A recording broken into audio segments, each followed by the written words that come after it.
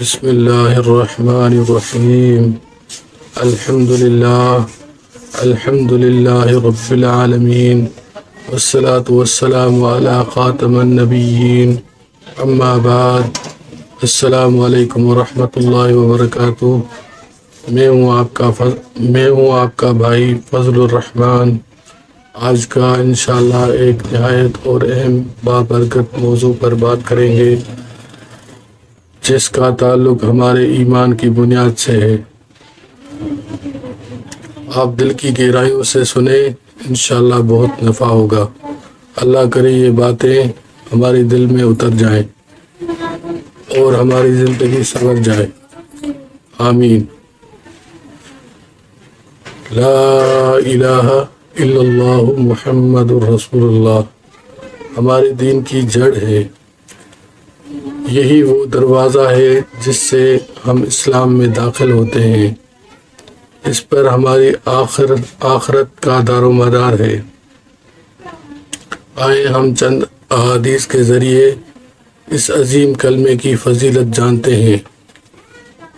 جو شخص مرتے وقت لا الہ الا اللہ کہے وہ جنت میں جائے گا۔ سنن ابی داؤد حدیث نمبر 3116۔ سب سے افضل ذکر لا الہ الا اللہ ہے۔ جامعہ ترمذی حدیث نمبر 3383۔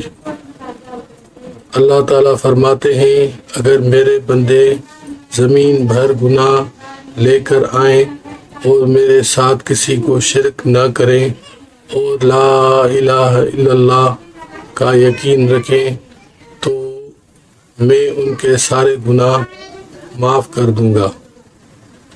جامعہ ترمذی حدیث نمبر 3540۔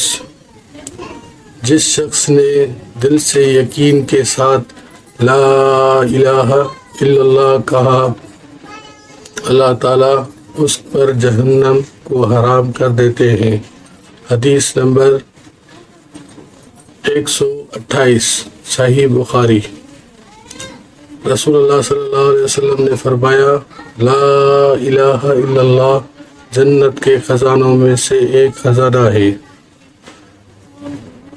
مستدرک احکم جلد نمبر 1 صفحہ 528۔ مفہوم کے طور پر ذکر۔ سبحان اللہ، کتنا عظیم کلمہ ہے۔ زبان سے کہنا آسان مگر اس کا مفہوم بہت بلند ہے۔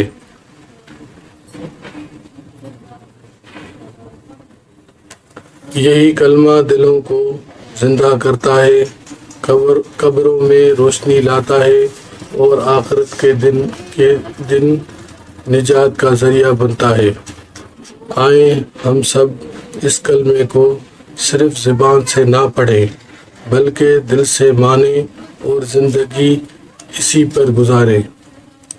اللہ تعالی ہمیں لا الہ الا اللہ کی حقیقت کو سمجھنے، اس پر یقین رکھنے اور مرتے دم تک اس پر قائم رہنے کی توفیق عطا فرمائے۔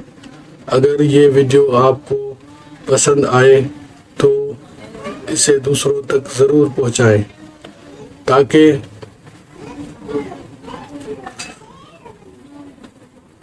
یہ نیکی کا پیغام پھیلے اور ہمیں بھی اس کا اجر ملے۔ دعاؤں میں یاد رکھیں، آمین یا رب العالمین۔ وآخر دعوانا ان الحمد للہ رب العالمین۔